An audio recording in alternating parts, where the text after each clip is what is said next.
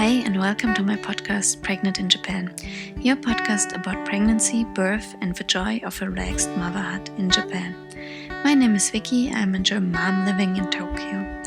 I'm sharing my positive birth experience to inspire you with yours. Hi, Eric. Welcome to the Pregnant in Japan podcast. So you are Eric Hora from the United States, originally from Ohio. And you are the founder of a Facebook group, Dads in Japan. And you are also helping expat families to have a better quality of life. So you are doing coaches. And you became 4 or 5 months ago yourself a dad here in Tokyo. And you already live since 9 years, right? In Tokyo or around with your German wife. Is that about correct? Yeah. We've been here. I've been here 9 years almost, and she's been here like 5 or 6. Wow, that's a long time. I think we're both surprised that we've been here so long. Right, but it's easy to get comfortable here in Japan, right? Yeah. I mean, we found each other in Japan actually, so I think that kind of is what kept us here for a little bit longer, and we had a comfortable life, and we decided we were going to have a kid, so we decided to stick around for a little longer than I think either of us originally planned. Right. And I always wonder for like international couples, if they are talking about going home, where would home be, right? Because your Yeah. wife is German, so would it be Germany, the US? Who knows?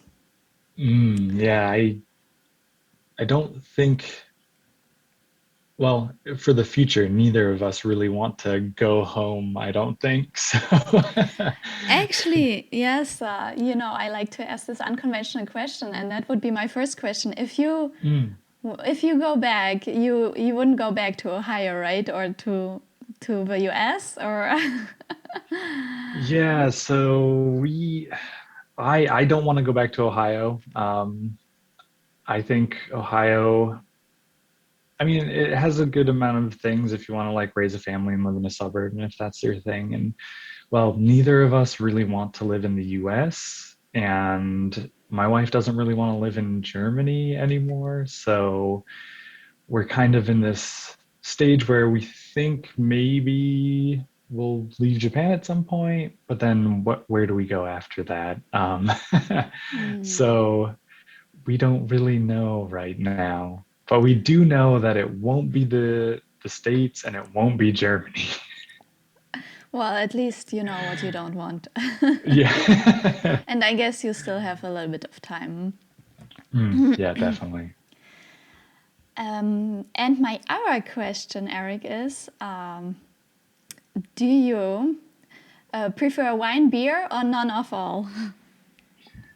So I mean, I used to drink beer was my big thing. I loved going to craft beer places, things like that, and then sharing a beer at home with my wife. But ever since she got pregnant and COVID happened, like really, I don't drink anymore, especially since like my drinking partner, my wife, who's sitting in the room over there, she's not drinking right now. So on those days that we both go, it would be nice to have a beer right now, we go, okay, like let's have a thing of tea or something. And that's about it. Yeah, it's just a limited amount of time, right? Yeah, Okay. definitely. Thank you, Eric. Today I would like to talk with you more about the dad side of being a parent and being a parent in Japan. And actually, you're my first male guest, so I'm really Oh, excited and honored to have you here. me too. So I mentioned you created this group, Dads in Japan, and when I saw that, I thought, wow, that's such a great idea because, yeah, where are all the dads out there? Because we always talk about moms. So I thought that was an awesome idea. So please let us know what are topics in this group. What are you discussing, or what was the goal behind all that? Yeah, I mean, so there are tons of mom groups out there, and I kind of wanted to make a network of people that I could go to and ask questions. It could be about anything, books, funny jokes, just to kind of have a good time, but to create that a good and strong support network. Because there are a lot of dads out there that need that support network. And I was searching, I couldn't find one in Japan. I thought, well, I want the support network, so I might as well just create it myself. Yes, awesome, awesome. And are also pregnancy-related topics discussed there?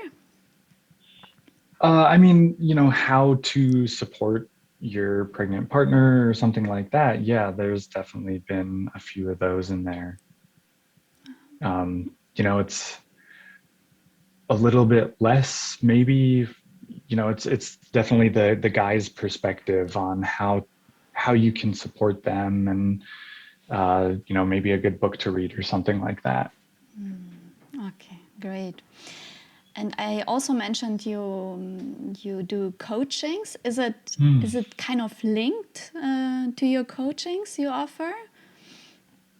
Yeah, so I also think my coaching is about moving towards goals with confidence and clarity, and then also just making sure you have a nicely balanced life while that's happening. And um, there's kind of this idea that when you have a kid, you have to put your life on hold, or you have to sacrifice everything for the kid. And I personally do not believe that is good or healthy, because you want to show your kid that you have boundaries, they have boundaries, and we're all people and we're working towards things. And so it's important that you don't just give up yourself, I think. And so I try and help people with kids to move forward and, make sure that they are living their life at the same time.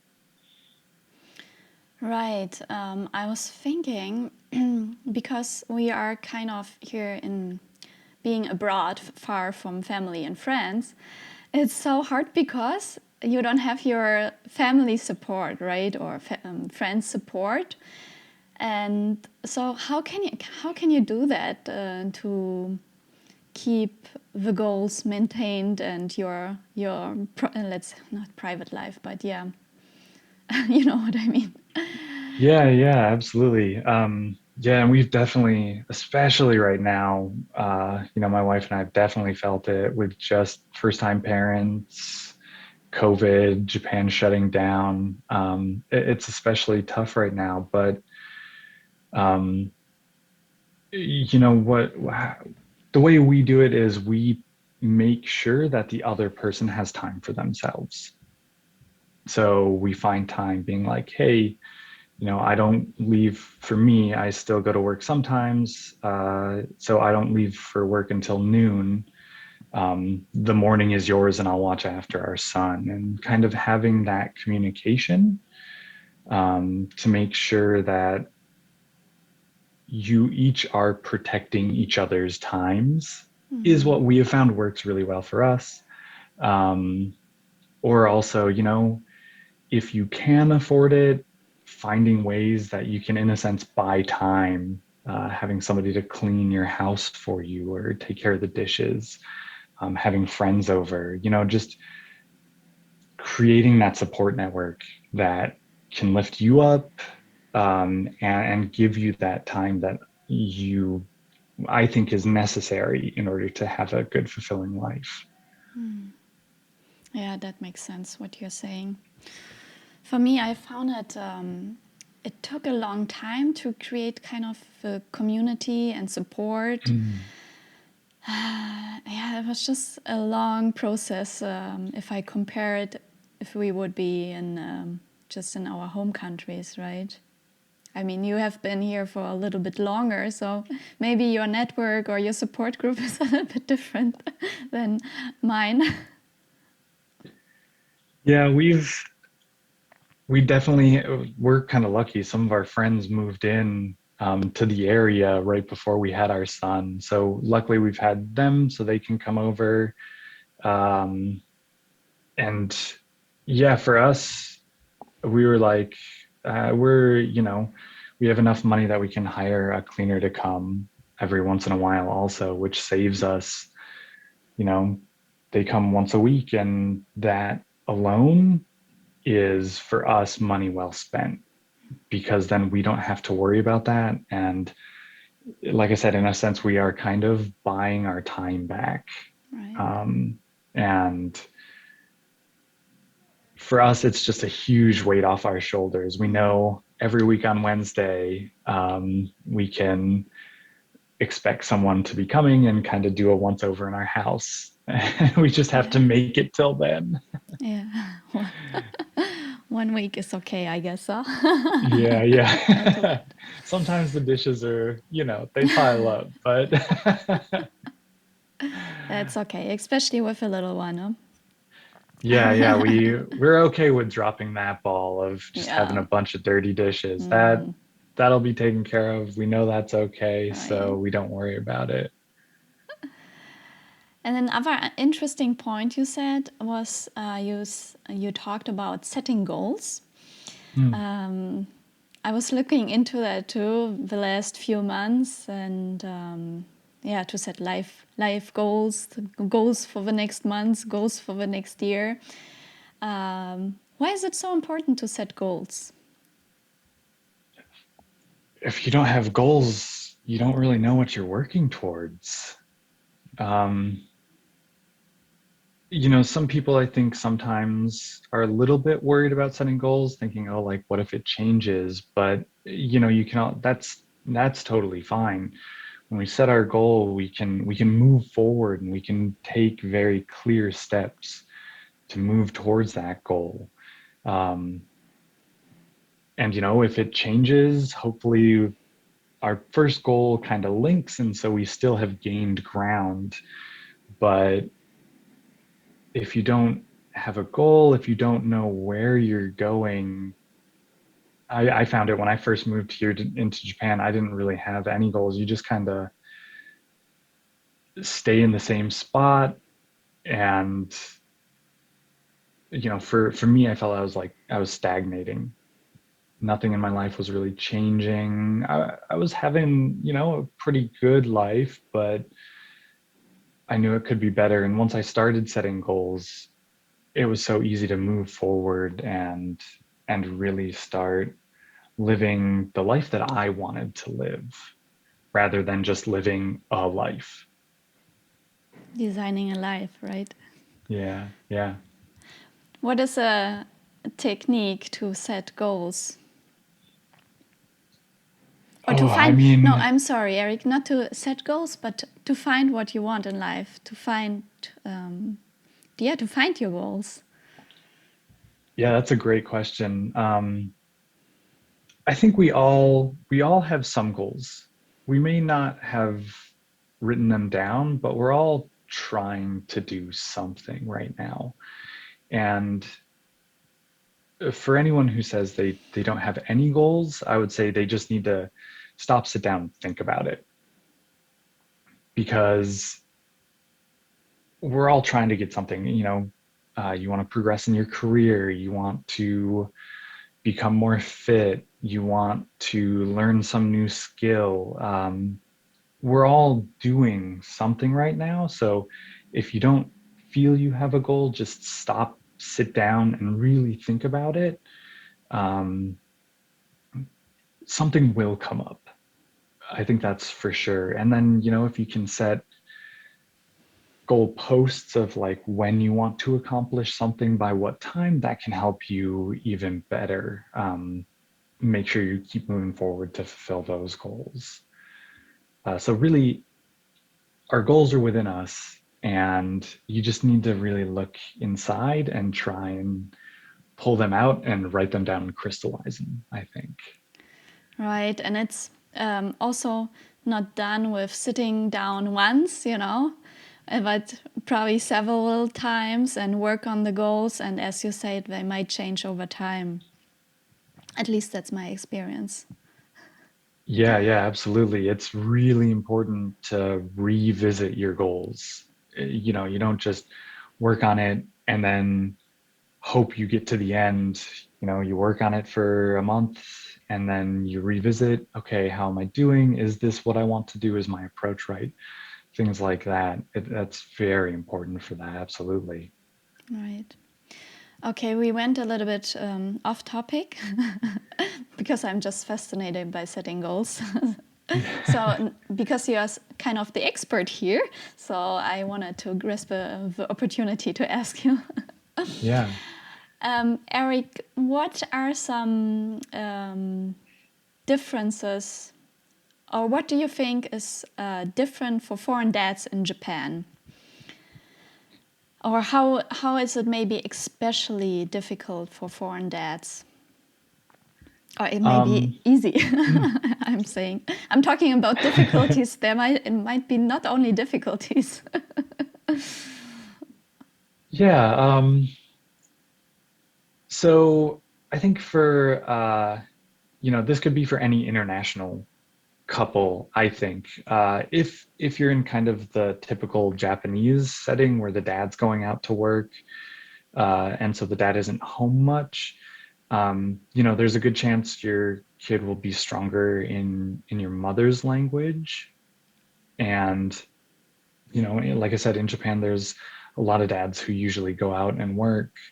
So if I'm like American and, my wife's German, if I go out a lot, maybe my son will be better in German than in English. And, then you kind of start to worry like, oh, when my son's talking to my wife, they're going to be speaking in German. And then maybe I'll miss out on conversations and there'll be a little bit of this gap between, me and my son and my wife in that kind of triangle that can happen. And I think, that's a little bit worrying for me and for anyone who's in Japan. If they don't speak Japanese well and they have a Japanese spouse, that could definitely be a worry. And so that's kind of added another layer of like, oh boy, I better really start studying German. We can start right now. Huh? I'm sorry a little Switch the bit. I can make language. some basic. No, I I'm don't just think I'll be kidding. good enough there. So I think that's definitely one. And then, you have if you don't understand the school systems, and another thing would be, if, especially in Japan, um, it usually, I think when there are things dealing with kids, it always goes to the mom. So it's easy to feel left out of conversations. If there's something going on at school, it's usually the mom that gets contacted, from what I understand. And so, for a dad, if you want to be in on that, maybe it can feel like even society itself may sometimes leave you out of the loop, Right. just because that's how things have been working. So I think that can be a little bit difficult. Do you have any strategies to cope that challenge? Um, well, if you're worried about the language thing, honestly, studying the language a bit more and making sure, you are putting in a little bit of time into that if you can is important. Um, and then, it all comes back to communication, making sure that you're checking in with your partner. If your partner is the main communication with school or other things, you're checking in with them. Hey, what happened? What's going on? Is there anything I need to know? Or phrasing the question as, what do I need to know? Is even better, so that they can give you that information and you stay in the loop with everything. Right. Have you noticed any differences between Japanese and foreign dads and their roles? So I think a lot of my Japanese dads are like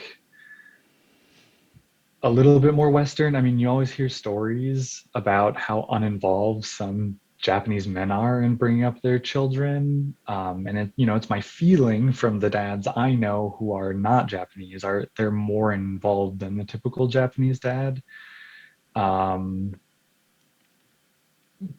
but the typical dads that I know who are kind of around my age who are Japanese are more involved or try and be involved as they can be. I do notice a bigger difference in like the couple dynamic, I feel though. Uh, a lot of my coworkers, if I ever go into their house or something like that, it kind of feels like the wife is there to help serve us and just make sure the kids kind of stay out of the way sometimes. Whereas, anytime that I have friends over or anything like that, I expect my wife to, or I don't, if my wife wants to be, I want her to be a part of this group meeting rather than just like somebody who comes and like makes food and serves it to you and things like that. It should feel like, just a meeting of friends. So the couple dynamic is a big difference I've seen. Right, more like, can we say, more traditional? Yeah, definitely. Yeah, it's something we noticed here too with my husband. Mm, Just things, for example, paternity leave. mm, In Japan, you are allowed to take paternity leave, right? And I know from Germany, like all of our male friends who have a child, they take paternity leave, even though maybe it's not the whole year, but 1, 2, 3 months maybe. And here in my husband's company, which is not Japanese, but the Japanese co-workers, they don't take the paternity leave, and we barely could get any information about that, about the paternity leave, because there are just so few people who take the paternity leave. So it was very surprising for us. Or also things like when I was still pregnant, when we went to the checkups. My husband was the only father who came with me, came to the checkup, right? So these were some differences we noticed. We always compare to Germany, right? Because this is our home country. Yeah, I understand the German dynamic too, usually. Yeah, I mean that's another thing, like I said, the Japanese dads can be very uninvolved sometimes. I remember I was talking to, now that you mentioned some of this, one of my friends was mentioning, his wife gave birth and I reached out to him just being like, hey, how was it for like when you were there and in the labor? And he was like, oh, I'm really happy to hear that you're going to be there with your wife in the labor because apparently a lot of Japanese guys aren't there for the labor, is what he said, which I didn't know that. Um, but that just feels wrong to me, to Yeah, be it's very honest. different from what we know, right?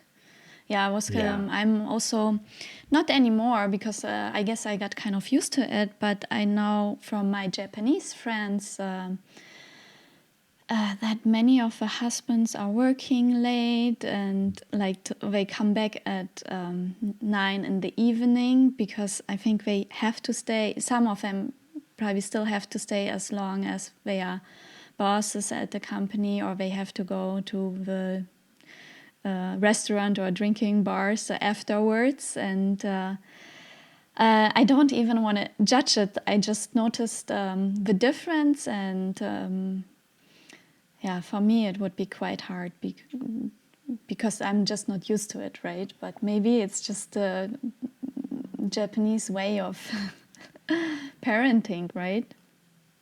Yeah, I do think that is like changing a little bit nowadays compared to when I first got Mm-hmm. here. I was really shocked because actually one of my Japanese coworkers, I work for a Japanese company also, as well as doing the coaching. And he actually took a full year of paternity Mm. leave, Oh. um, which I think he's maybe, there have been a few others who took the leave, but I think he's the first one in our company to take the whole time, which, yeah, I'm just really happy for him that he took it, and uh, he has a really good boss, and she was very supportive of that also. Yeah. But yeah, it can be crazy when it's like, oh yeah, my wife gave birth yesterday. It's like, why are you here?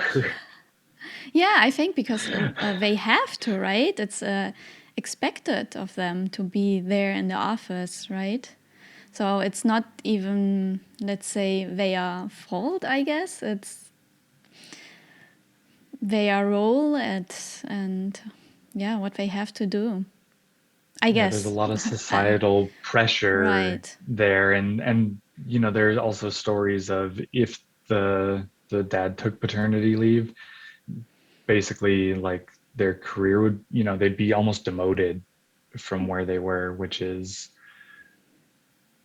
yeah, that's wrong. And yeah, Japan still has a ways to go. You can legally take it, the maternity leave and paternity leave, but there's a lot of baggage that comes with Mm. it if you do, which I really hope we'll see that changing in the years to come. Right. Yeah, but I also feel like there are some. It's it's hard to generalize, and I don't want to generalize. It's of course my perspective from where I live and what kind of people I see, where my attention goes. But the overall picture was that dads are more involved. Their job is their job, the work, and the mom is taking care of the kids. But as you said, I also saw a few changes, and some people like doing it more like maybe how it is in our countries. Yeah, yeah, I'm hoping it will kind of keep going down that path. It'd be nice to see it go a little faster. Yeah, a little faster. Yeah, yeah. But yeah, there are some changes which I am heartened to see. At least it seems like some things are starting to change. We talk now about the Japanese dad working a lot, but also what I noticed is that expats, fathers, also really working a lot. Maybe it's also because it's expected of them. They have been sent to another country to fulfill a rule in a certain time or to reach a certain goal in a certain time. So, and the expats family are your main target, I would say. So, what can you recommend for of them for manage the life and work balance? You said like before you said kind of guarantee the time that each of them has the time, but if they are just working so much, let's say they just have the Sunday or a national holiday left, which even some, what I noticed, some expat dads, they don't have the Japanese national holidays, right? Because they Mm. are working for, let's say, an American or an French company, so they have other holidays, or I don't know, maybe not as many holidays. Have you encountered this kind of challenge in your coachings? Yeah, yeah, sorry. um, I it's definitely a thing, a lot of people feel that they have this big responsibility, so they have to put in the time and they have to make it work. And sometimes you see the family life kind of suffer uh, because of that. And I mean, this kind of, again, I believe goes back to making sure you have these goals and these images in your head of what do you want your life to look like.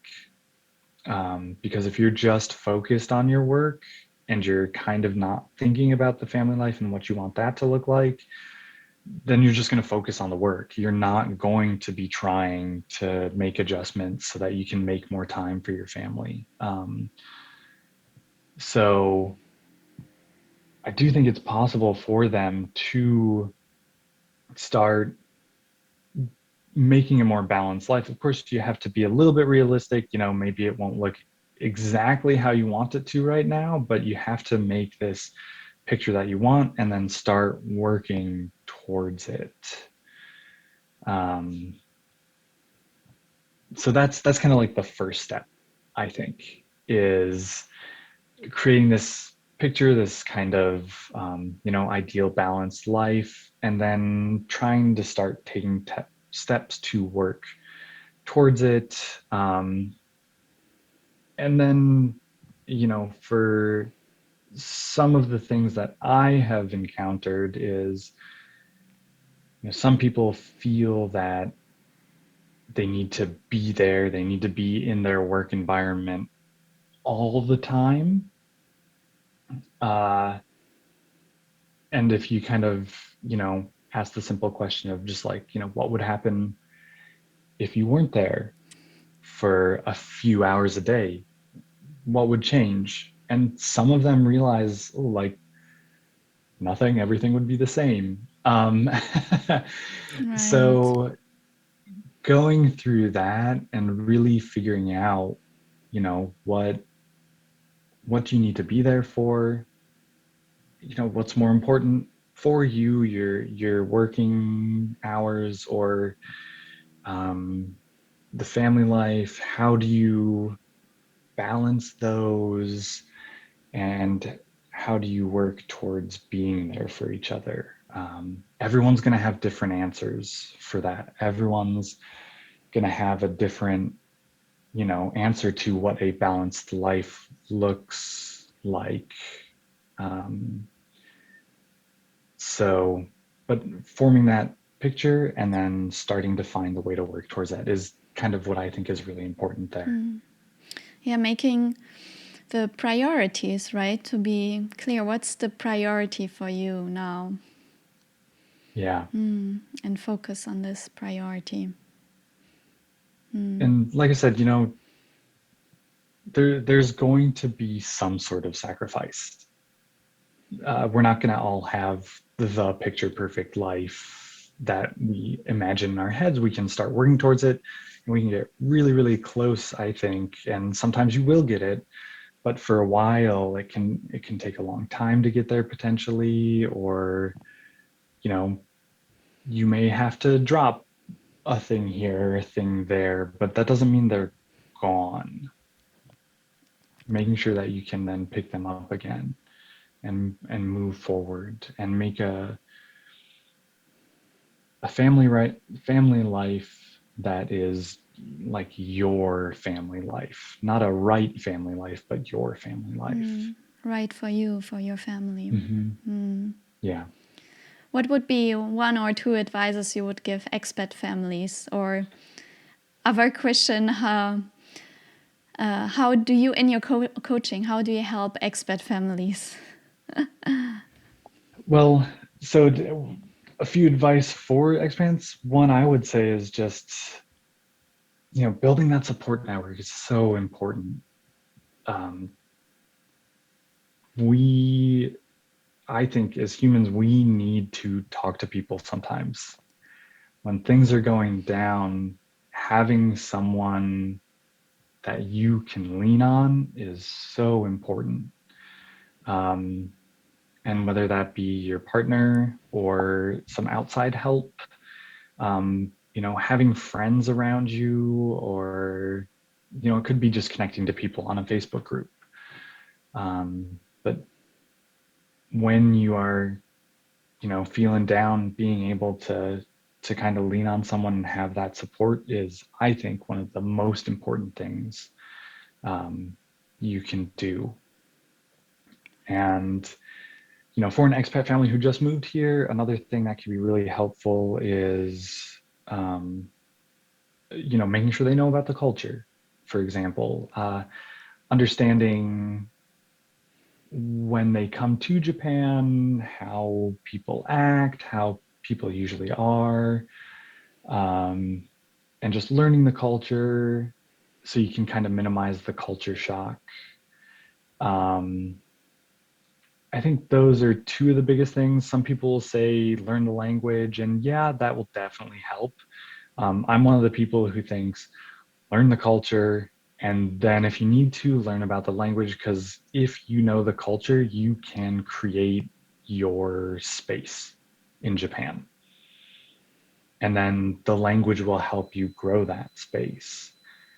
But it's really important to grow that space for yourself first. Right. So 2 questions. What do you do exactly to minimize the culture shock? And how do you build the support network? You mentioned a Facebook group, very practically. Well, so for the minimizing culture shock, as I said, learning about the culture. It doesn't take too long to learn quite a bit. You can get a book. You can, again, reach out to a Facebook group. You can reach out to, maybe you have friends in there. Maybe you can talk to if you're coming over through a company, asking your company for that sort of resource. That is going to help you initially reduce culture shock a lot. And then the other thing to reduce it is making that support network. So going to your second question on how to build that support network, there are tons of, if you're on Facebook, there are groups on Facebook, different areas, some, depending on where you're moving to, some community centers have like really good networks where they have meetings of people. Some community centers have kind of like Japanese language lessons that they offer. And so, by going to those Japanese language lessons, maybe you can meet other foreigners, you can meet other Japanese people, but kind of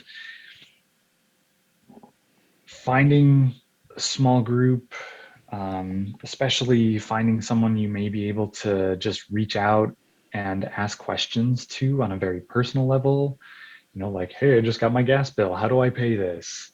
Even just something like that, that can really take a lot of stress off and really minimize culture shock. So building that support group through either people here, starting, if you have a hobby, finding a place to do that hobby, or a community center, something like that would be really good. Right. Thank you. Another thing I like to recommend to ease the culture shock, if you have the opportunity, a lot of companies offer this kind of seminars, especially for expats before leaving, to have a 1 or 2 day intercultural training. Actually, it's my profession, that's why I like to mention it. And I think it's so crucial to get informed before leaving, because not because you have to do it, but it makes life easier and less, let's say, hurtful in some situation, right? So thank you, Eric. We will slowly come to an end, but before, I would like to ask you another question.